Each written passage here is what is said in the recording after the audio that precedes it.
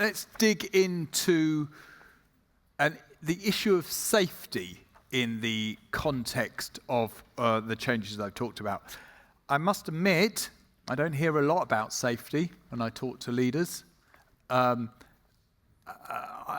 do talk to me about safety related to emergency care particularly, and there are concerns around that. But this isn't like the heyday of Jeremy Hunt when, there were, patient safety felt really central to the to sort of broader NHS policy agenda.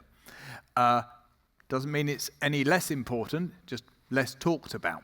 So it is important, so let's focus a bit on it. When we've got three excellent speakers today. Who's going first? Right.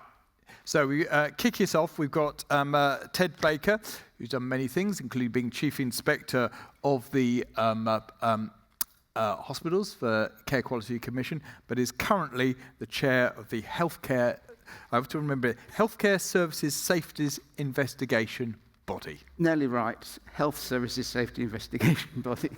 All right, there we are. But don't worry, it's a long, cumbersome title. Trouble is, and it's probably going to be changed soon, anyway. So. Well, I have no idea about our future. As you say, Alistair, in your piece, the future is uncertain. But I think one of the things you were just saying there, you don't hear much about safety. So I'm really pleased we're talking about safety here.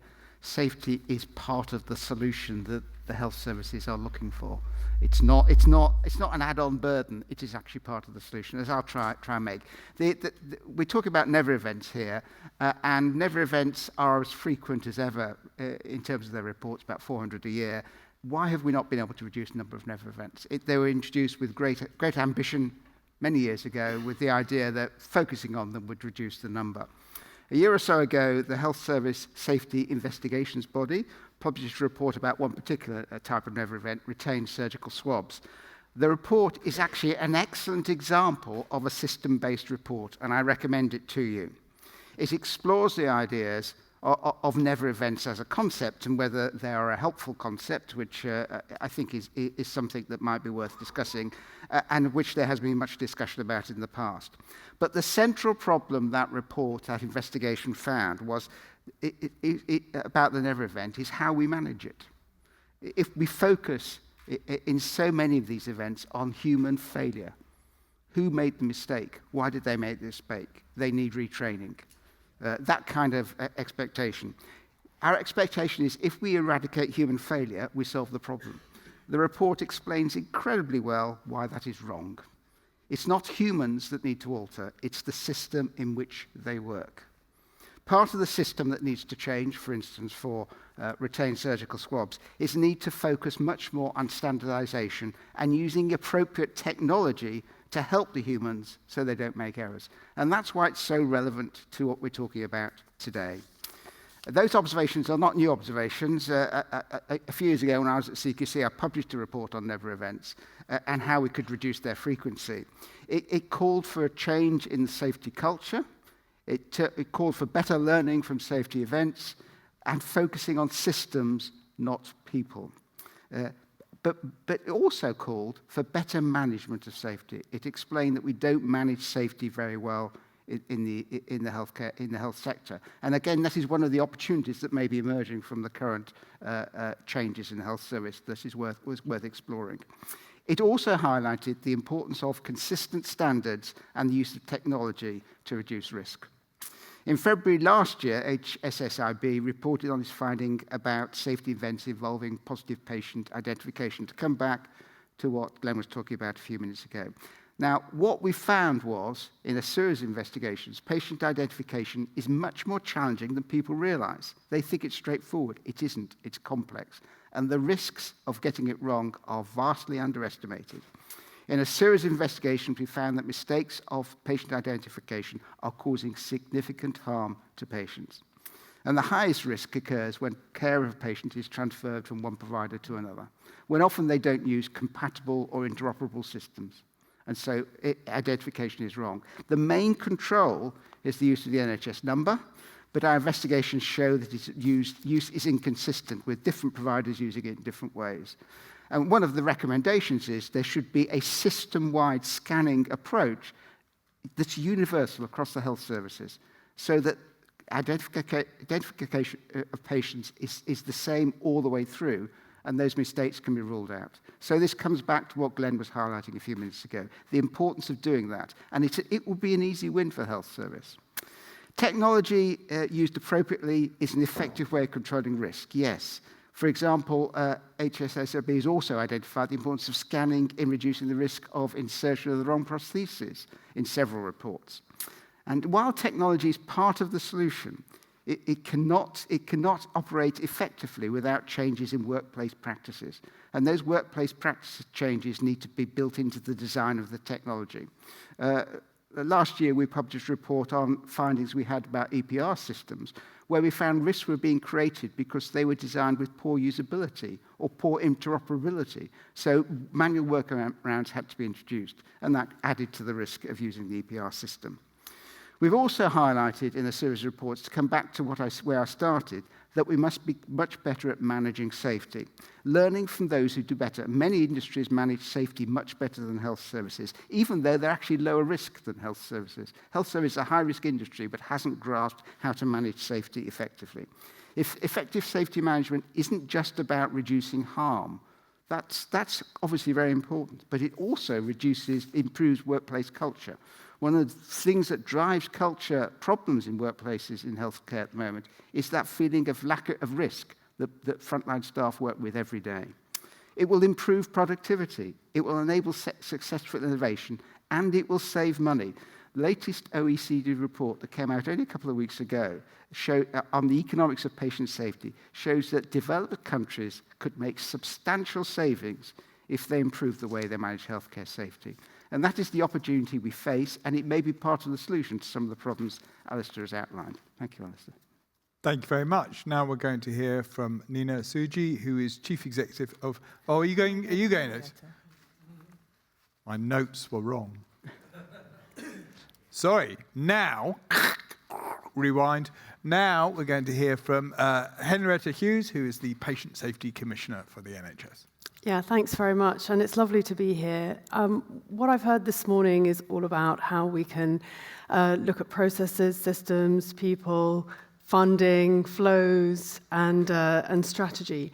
My role was really designed to bring patients into that conversation, to promote the value of listening to patients and to promote the safety of patients in relation to medicines and medical devices.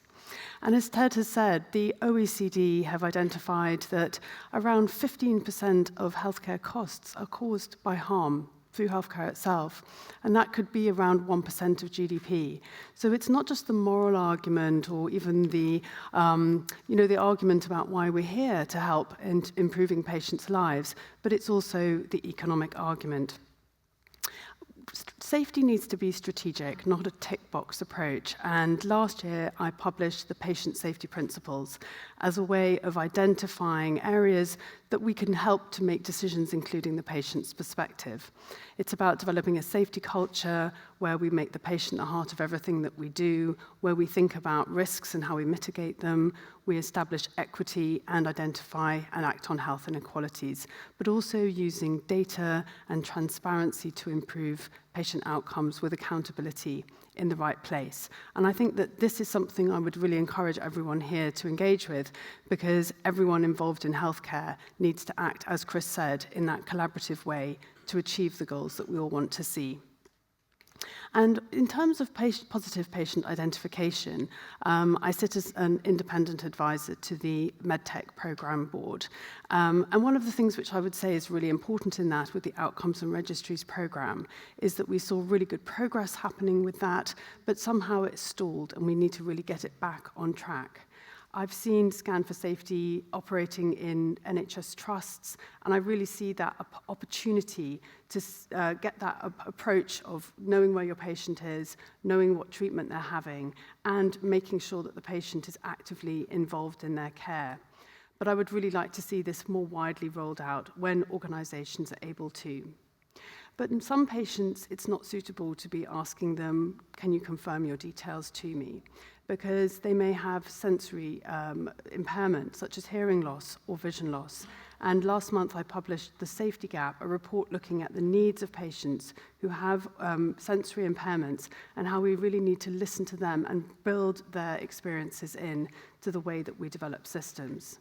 And finally, I would say it's about involving the staff, making sure, as Ted was saying, that systems that staff will be touching every day, EPRs and scanning systems, as well as procurement and understanding what matters to them so that the systems work in the way that they're intended. If I can just give you 2 examples where PPI and also staff engagement are so important. As a GP, I've called a patient in from the waiting room and a nanny has brought a baby, but it wasn't the baby I was expecting to see. That's why it's so important that we don't make assumptions and we're never complacent. And with GS1, I've been told that the bracelet gets taken off the patient and put in the notes to make it quicker for the staff. We must use work as done, not work as imagined. Never be complacent and take that strategic approach to the way that we plan and deliver safe care for patients. Thank you. Right, now, definitely, Definitely. Nina Suji from North Middlesex. So I knew I was last because I felt like an interloper on this stage for many reasons. I'm a clinician. I'm also now a leader in healthcare. And I'm here to really share the imperative of Scan for Safety based on our experience in my previous life of rolling it out across a system of 4 provider trusts. Sir Terence Stevenson once said how much easier it was to be able to identify and recall horse meat than it is to actually deal with human elements. How can that be right? How can we live in a system where our ability to identify implants, meshes, etc. is so constrained that years after there's a product defect, we don't know who has and who doesn't? The imperative for this is absolutely clear, and yet we're at this point where we have solutions that work, but they're not yet widespread. I want us to talk about 3 things. I want to talk about people, I want to talk about productivity, because that's the golden word at the minute, and I want to talk about the plan. And then I want us to think about this moment in time. So from a people point of view, we rolled out Scan for Safety across almost 100 different locations across 4 sites. And I sit here not as an expert, because in the room we have North Tees, we've got Cornwall, we've got Aberdeen, we've got Leeds, other areas where this has been taken to the zenith of delivery. And this starts with us understanding, Glenn, you said it beautifully, what goes into whom, when, and where, and that audit trail is absolutely sacrosanct.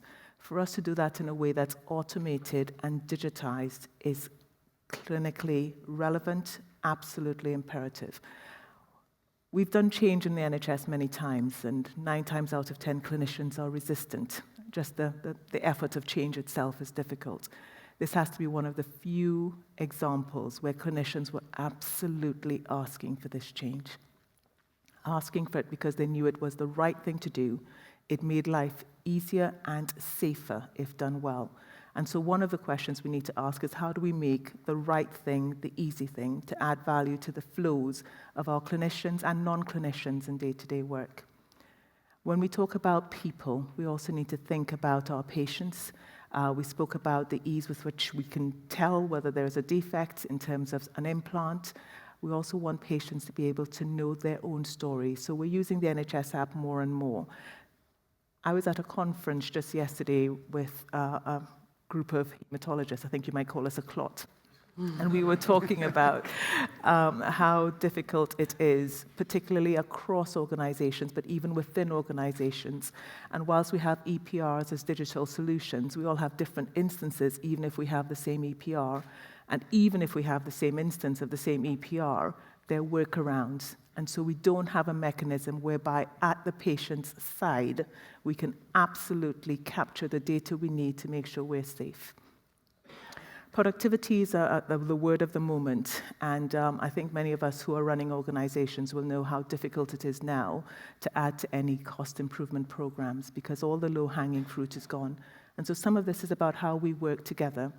What I found with Scan for Safety when it's delivered and implemented in theatres is that subtle competition that happens between clinicians to understand what we're doing, how can we do better. So we always talk about unwarranted variation. This is an opportunity for us to do so, look at it at scale and drive it away. And that's probably something that is not about a single organization. I really think the opportunity for this is probably, whether it's system or region, depending on where we are, the opportunity for us to look at that data in bulk and understand how we compare to get us to best practice for all our clinicians is something that would be another productivity opportunity. We talk about the NHS plan, and we've already referenced the analog to digital. This is an excellent example, but I do want to just highlight it is also an example of prevention. Because when we talk about safety, beautifully said, we speak about never events, we speak about when things go wrong.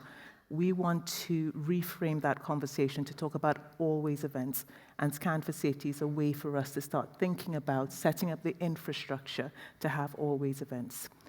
I'm going to leave you with now as a moment in time. I cannot imagine the indictment of all of us should there be a disaster of magnitude that impacts thousands and thousands of patients because of a system that we knew existed but wasn't implemented. And many of you will be involved in coronial processes and PFDs. I was impressed by the coroner issuing a PFD, not against an organization, but against a wider body. And I think there will be the opportunity for us to think about PFDs in real terms where we have solutions that can be implemented. This is a moment in time for us to think about the imperative to do so. Thank you very much.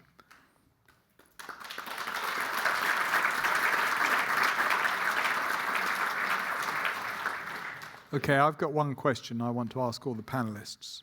And then I'm going to come to you for your questions. Start with you, Henrietta, if I may. Is care in the NHS becoming safer? So I think with all of questions like that, there's not one answer, because if we look across lots of different organisations, I see some organisations embracing new processes with alacrity, whether that's to do with Scan for Safety, which I've seen in multiple organisations, is very impressive, but also listening to patient voice, like through Martha's Rule. And I think this is about leadership. It's about the leadership of those individual organisations stepping forward, using artificial intelligence in ways that can really drill into the data that they already have, really understand what's happening at a patient level, but also with their staff. But I also think it's about a mindset to do with listening. When we have organisations with leaders who listen, whether that's to their patients or their staff, and I would see that as a fractal going all the way up through the entire system to the politicians as well, then we start getting a different conversation, and one which leads to a more inclusive and effective and safer care. But I think, what you were saying in your keynote about individuals, organisations being told, sort out your own problems. The concern I have there is about the lack of partnership working. As a GP, I know that it's really difficult to navigate patients through the complex arrangements of different providers, different pathways, things that are constantly in flux. And we really do need to have that really effective partnership working, because it's not good enough for one organisation to say, I've done my bit, because their bit is only a bit of that patient journey. Thank you. So, Ted, a slightly tweaked version. So you're about investigating, areas of concern. And so I'm interested about how the readiness of NHS organisations to respond to those concerns, given everything else that is going on, and how confident, not confident, do you feel that when you produce something that trusts are able to respond to them? Well, Alistair, we've been in business now for just over 18 months, and I have to say I've been impressed by the responses we've been getting back. We generally make recommendations not to individual trusts, but to central bodies, such as NHS England, Department of Health Social Care, CQC, etc. And we've been getting a lot of very positive response back. But I think one of the concerns that we have, is that there are an awful lot of bodies putting out safety recommendations. And certainly when I was medical director of trusts, I used to get kind of daily mailings about things that we should be doing differently. And there was no kind of sense of prioritization in the system. And that comes back to what I was saying about managing the system. We need to prioritize the things that are going to make the most difference to most patients as quickly as possible. You know, so at the moment, the environment the landscape is confusing. And so while there's lots of very good work goes on locally, it's not consistent across the board because it's such a confusing landscape. So, and I think we need to have a system of prioritizing what are the real things that everyone should be doing to improve safety, and scanning is one of those. And your answer leads me, I'm afraid, to a follow-up, which is, of course, Penny Dash has probably already completed her review of the myriad bodies who represent patient safety. Do you think the solution to the scenario that you've just painted is fewer patient safety bodies? Well, Penny Dash looked at 5 patient safety bodies. I think there are 170 odd. So, no, it's 127, I think, is the figure that... She's never a great respecter of remit, Penny. I mean, the answer is, I don't think that's the final solution. I do think there needs to be a... Do you think it's part of the solution? I think part of the solution needs to be that the safety bodies, however many there are at the end of the day, need to work together in a coordinated way to make sure that they give consistent, clear guidance to the people actually providing care about what is their priority. And, you know, that's what I said to Penny Dash when she was doing her work. That's still my view going forward, that actually it's about not how many bodies you have. You can maybe make the case for fewer bodies, and certainly there is a kind of momentum at the moment to reduce the number of arm's length bodies. Totally understand that. But actually, it isn't about the number of bodies. It is about how they work together to support the people providing care at the front line. Thank you. So, Nina, let me bring it to you, to North Middlesex. Now, do you feel able to improve the safety of the care that you survive at North Middlesex? I'm sure you do in some areas. I'm just wondered about sort of the broader context with the cost pressures and all the other pressures that you have on the trust. So I'm going to take it beyond North Mid, and I'm going to say as leaders, it's our responsibility and our privilege to make sure we do. So one of the opportunities is where we see something that is cross-cutting, that can make a difference. How do we work collaboratively to bring it on board? I think as leaders, as Henrietta has pointed to, that culture of safety, the ability to listen to patients, to our staff, they are often the first people to tell us when something is just going wrong before there's a calamity. It's something that we as leaders need to inculcate. And when you're in those groups with leaders, within the Royal Free Group, within North Central London and more broadly, do you find yourself talking a lot about patient safety? Do you find yourself talking more about it or less about it? So we all know that at the minute, the subject tends to be on the currency of money and productivity. However, we do ensure, and I do ensure, I'm a clinician at heart, that we always come back to safety. So the conversation about ED, we can frame it in different ways, and we can frame it on flow, we can frame it on performance, but actually it's a story of a 65-year-old woman on a corridor that's more relevant. So I think always bringing it back to patients and to safety is something that we actively do within those conversations, difficult as it is at the minute. Thank you very much. Right, we've got sort of 10 minutes or so for questions. I'm going to take them in groups, please, because that's there. I often find that the dialogue of safety is at conflict with productivity and money. And that's, I think, a problem. Whenever we have safer systems, it's eventually actually going to save money. And that needs to be deeply embedded in the managerial systems as well as the doctors. The doctors are so busy, doctors and nurses, doing their jobs, they don't particularly realize that.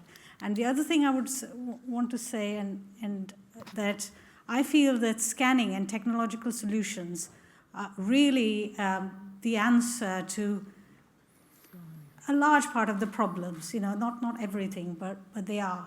And I have a deep personal interest in Never Events, and I feel some of them, there is very good evidence, like the National Joint Registry Scan for Safety collaboration, what they've achieved. There's good evidence that it prevents components mismatch. Now, several hospitals don't have it. Only I would say, quarter of the hospitals have those systems. And the other thing is positive patient identification. That has very good evidence that it makes a difference. There are others that may not make so much difference, like wrong side surgery, because unfortunately all our body parts. I think we get the we get the point. So how do we make the difference?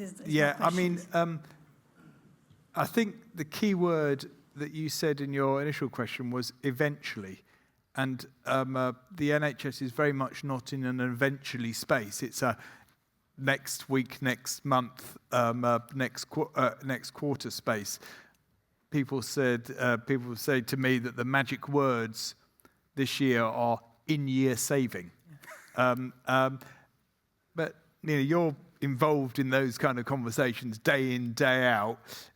Give perhaps a little bit of advice about how, because you're just not going to get very far with finance directors say we can do things in 3 years' time, we're going to save lots of money as well as being more safe. It has to be a bit more immediate than that, doesn't it? So a couple of things, really important question. And I think the hashtag for this event, better care costs less, I think we need to always remember that. The difficulty is where we count the savings. And so if you're looking at an individual organization, you don't always see the benefit either directly to your organization or within the time frame of today, which is where everyone is operating. So how we articulate the savings in ways that are material and that people can understand, some of which will need to be in year, some of which will need to be beyond that. The responsibility for us to safeguard tomorrow whilst we deliver to today is part of what Scan for Safety offers. And I think it offers both.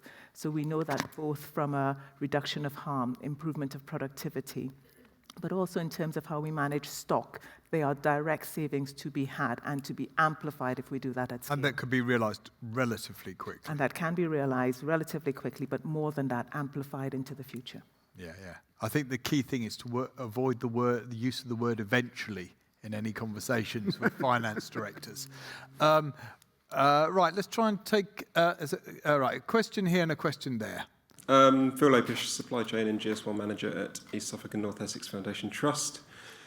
Just leading on from the point that's just been made around sort of recognising returns on investments and proving that this is the right thing to do. I'm partway into my sort of second implementation of Scan for Safety at a new trust. I spent so much of my first year or so trying to prove again that it was the right thing to do, even though we'd been through the business case process showing that Scan for Safety delivers the benefits we all know it can. I think we need to do more to just allow trusts the freedom to invest in these types of technologies and systems so that they don't have to keep reinventing the wheel and showing it's the right thing to do. Secondly, I attend the GS1 regional sort of hub meetings, and at my previous trust, it's always been procurement people and estates people trying to deliver this message at the organisations I've been in. What can we do to get clinicians like yourself driving the process and coming to us and asking for us to implement a solution that's going to make things safer? Because we know, although it is a procurement benefit, we can manage inventory and make savings. The two things go hand in hand. So if we do one for the safety of our patients, we will get the other.